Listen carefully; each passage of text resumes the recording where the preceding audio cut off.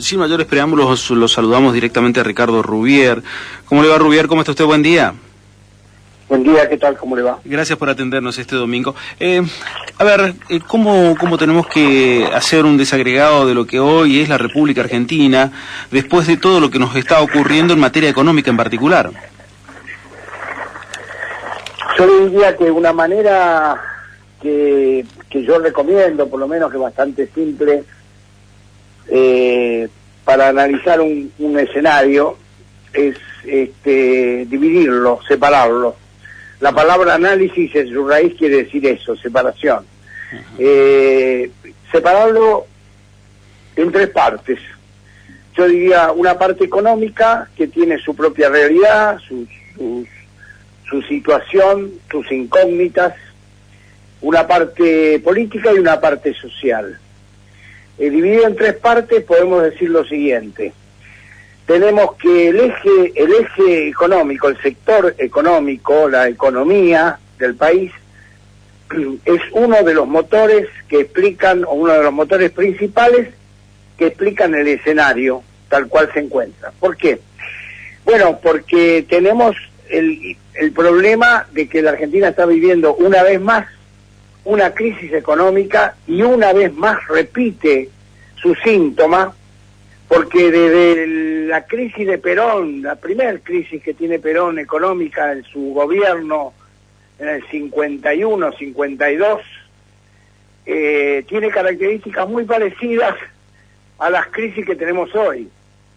A lo largo de la historia, en esos 70 y pico de años, sí digo bien, la Argentina ha venido repitiendo sus crisis económicas cada cierto tiempo. Esas crisis se caracterizan por lo que se llama en economía estrangulamiento del sector externo, o sea, para decirlo más simplemente, la falta de dólares para importar, o la falta de dólares para importar, y la única, como la Argentina no tiene la máquina de hacer dólares, la única forma de tener dólares genuinos en un país que no fabrica dólares, salvo Estados Unidos, es exportando. Y la otra característica de la crisis es el déficit fiscal. O sea, la Argentina gasta más, por decirlo así, que lo que ingresa. O sea, gasta más de lo que ingresa.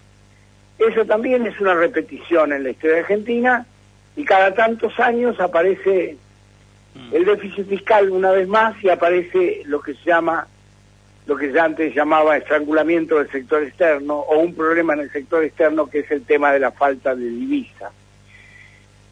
El gobierno argentino actual, comenzó su gestión sobre la base de una realidad que ahora nos damos cuenta que no era tal, que era una irrealidad, y que nos planteaba la solución con fecha cierta. Nos llegó a decir, bueno, el segundo semestre, en tal momento, los brotes verdes, cuando en realidad la situación era mucho más grave que lo que el gobierno decía y lo que el gobierno impulsaba como esperanza de recuperación. Hoy esa esperanza de recuperación está liquidada, está agotada. Eso se demuestra en la falta de credibilidad y en la falta de expectativa que hay en la sociedad respecto a la economía. Está pasando un momento muy duro, la relación de la sociedad con el gobierno, la relación de la sociedad con la economía, un momento muy duro, de baja esperanza y de baja expectativa, en una recesión que, todos sabemos lo que es, porque lo padecemos, unos más, otros menos, pero lo padecemos casi todos los argentinos, salvo algunos sectores privilegiados, que es como si fueran otra Argentina. Hoy el sector agropecuario en Argentina es como si fuera otra Argentina, distinta al resto. Y el sector, el impacto de lo económico sobre lo social nos abre una incógnita enorme. De los tres que yo señalé, los tres que forman parte del escenario, el que mayor incógnita tiene para nosotros, para los analistas, para los estudiosos, para lo que sea, los políticos mismos, es el sector social. ¿Por qué? Porque no sabemos, no hay manera de medir, no hay aparato, no hay equipo tecnológico avanzado que nos permita dar un pronóstico de qué es lo que va a pasar con la situación social en la Argentina. Dicho en buen romance, ¿cuánto tiempo van a aguantar, decirlo en un lenguaje un poco más brutal, cuánto tiempo van a aguantar los argentinos la recesión que están viviendo? Eso no lo sabemos, no lo sabe nadie. A pesar de eso, el gobierno sospecha, lo sospechó desde el principio, además, hay que decirlo, por eso incrementó las asignaciones universales fuertemente, desde el principio de su gobierno, es que el sector social tenía que evitar lo que los académicos llaman, bueno, podemos citar a Thomas Hobbes, lo que Hobbes llamaba la guerra civil, es decir, evitar, bajo todo punto de vista, un conflicto abierto en la sociedad que pueda ser casi inmanejable para un gobierno, salvo con un costo enorme en términos de seguridad personal y de prestigio de un gobierno. Entonces, y por último el sector político que es el que tendría que arreglar la economía, que es el que tendría que prever lo social, la cuestión social, es el sector del escenario que debería tener la inteligencia suficiente, la voluntad suficiente, el sacrificio suficiente y el patriotismo suficiente como para poder arreglar todo esto. Bueno, pasa lo que ya sabemos, la política está fragmentada, está dividida, ¿no? Los políticos se convierten en analistas, los estadistas se convierten en analistas, y entonces lo que tenemos es esto que tenemos, o sea, una política fragmentada, un gobierno que muestra más claramente que antes su interna, a veces con escenas propias del despropósito, raras en una república ordenada, qué sé yo, estoy pensando, algunas salidas extemporáneas de la diputada Carrió que parecen más bien de otro país, de otra cultura, de otro lugar, o de ningún lugar. Sin embargo están presentes, forman parte de nuestro trabajo de análisis, están sobre la mesa y forman parte de nuestro trabajo de análisis. En la oposición está partida, está fragmentada, está dividida, ¿no? Estaban quedando algunos puentes. Bueno, lamentablemente el fallecimiento de la Sota ayer en forma inesperada ha roto uno de los puentes. Puentes era el nombre además del programa que iba a hacer con su hija, creo, en los próximos días, un programa de radio, creo, televisión, se llamaba Puentes, así que la palabra me viene bien porque es así. De la Sota venía construyendo puentes, venía tratando de buscar una unidad del peronismo, había hecho ya algunas reuniones que no dieron la luz, o que fueron simples, o que aparecieron como rumores o como versiones, pero bueno, porque el peronismo está fragmentado, partido, dividido por pedacitos. Cada cosita que uno encuentra va encontrando que a los fragmentos son más chiquitos, ¿no? Claro. Que si hay que mandar carta al Fondo Monetario o no hay que mandar para que deje de prestarle al gobierno. Sobre ese tema hasta puede haber y aparecen 2 o 3 formas de peronismo con lecturas distintas, interpretaciones distintas y demás. O sea que la Argentina en materia política no tiene hoy una mayoría, el gobierno no lo es, nació siendo una minoría, es la primera minoría, cambiemos, no una mayoría, el peronismo tampoco es una mayoría, bueno, y navegamos en una situación de incertidumbre, dificultad, subdesarrollo político, subdesarrollo del pensamiento, no hay un pensamiento estratégico, no hay voluntad de unidad nacional, salvo nada más que como título, y bueno, esa es la situación que estamos atravesando y que ojalá yo pudiera tener un diagnóstico un poco mejor. La verdad que cuando uno pensaba esta entrevista, comenzaba y delineaba las primeras preguntas hacia un camino, pero usted en su primera respuesta me ha dado otras otros parámetros los cuales me lleva a preguntarle completamente en forma distinta, como por ejemplo, lo que usted me está planteando es que prácticamente la política dejó de lado el rol de liderazgo que en sí tiene sobre la sociedad, o sea que dirigentes políticos hoy están como esperando a ver para dónde corre la sociedad para ver qué hacer. Mire, la política hace hoy en día, mire, usted tiene varias en el escenario ya no nacional, sino internacional, en los países centrales, en los países de innovación, que por razones de poder económico o por creatividad, qué sé yo, o por educación, caso Finlandia, ¿no? Finlandia no es una potencia mundial en materia económica y sin embargo pondera y está en los primeros lugares en materia educativa, por ejemplo. Digo, si toma los países que son potentes económicamente o que tienen la singularidad de su desarrollo en algún sector, en algún aspecto, usted va a ver que en esos casos la política hace un enorme esfuerzo por sobrevivir. La política hace un enorme esfuerzo por sobrevivir y por tratar de evitar que las grandes corporaciones económicas o evitar que los nuevos fenómenos de comunicación, como están ocurriendo en el mundo, fíjese lo que pasa, usted dice, bueno, ¿dónde está la competencia con la política? Tome en el mundo desarrollado, en la Argentina también, tome a los menores de 40 años hasta 16, o 15, o 14, y fíjese qué interés tienen en la política, o qué interés tienen en la innovación tecnológica. Y se va a encontrar con que ese segmento, enorme segmento, en su mayoría, no todos, pero en su mayoría, hoy están constituyendo una subcultura que se aleja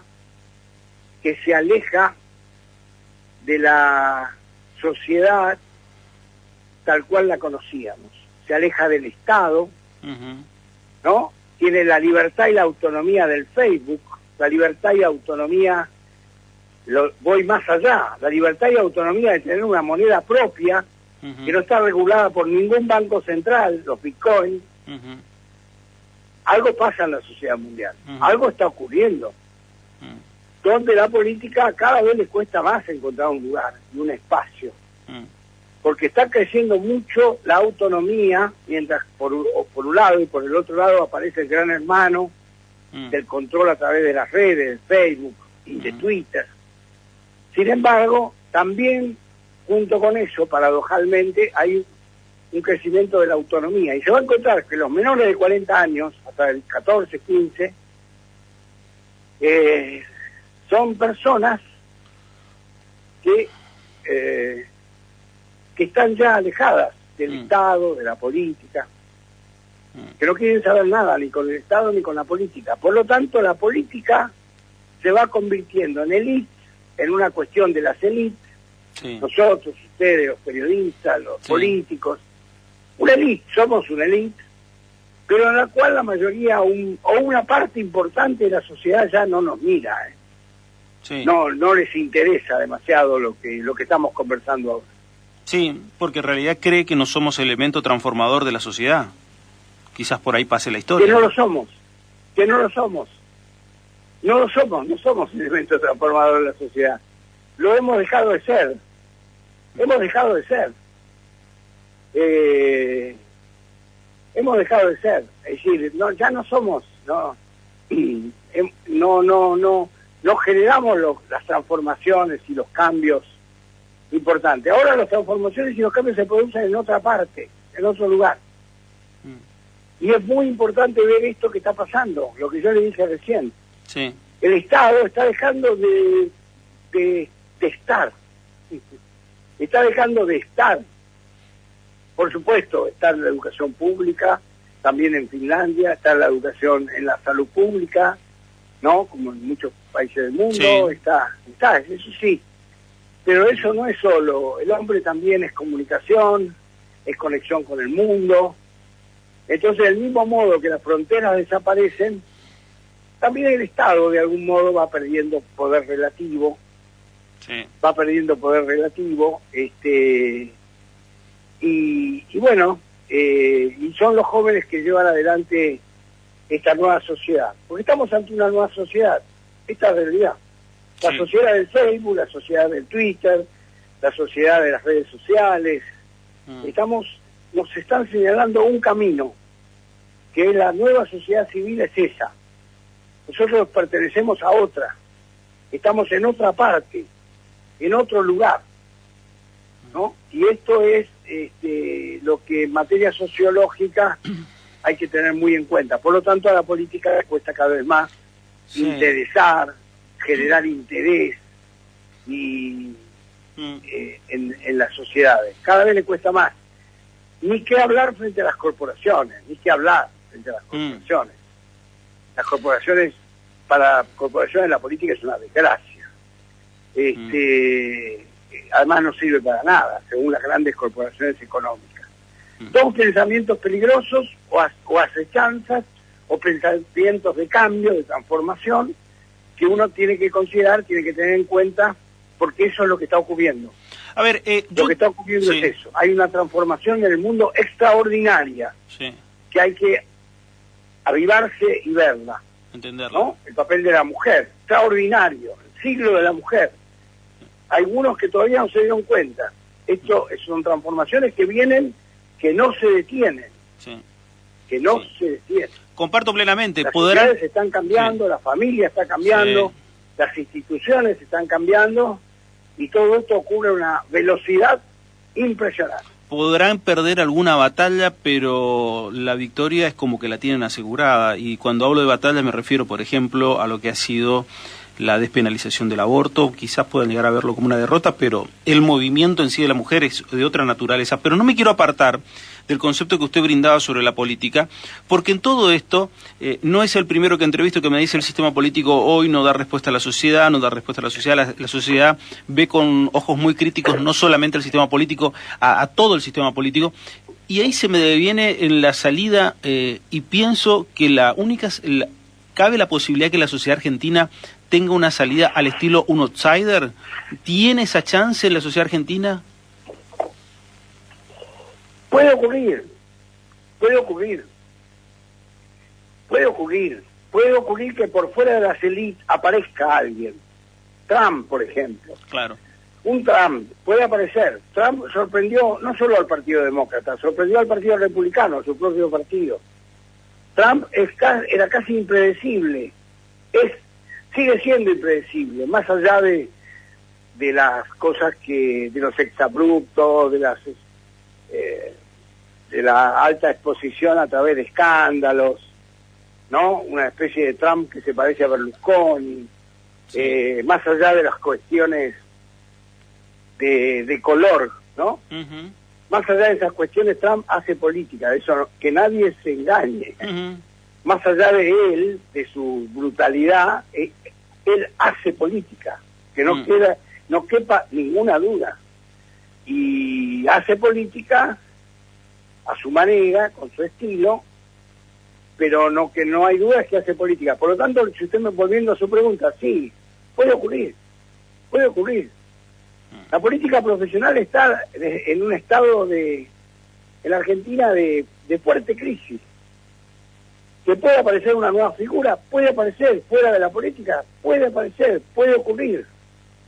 Hoy en día la sociedad está esperando que caiga algún político que no tenga historia, porque todos tienen historia y la historia que tienen no es por ahí la que la gente prefiere, o es una historia que tiene sus problemas, sus dudas, sus inconvenientes.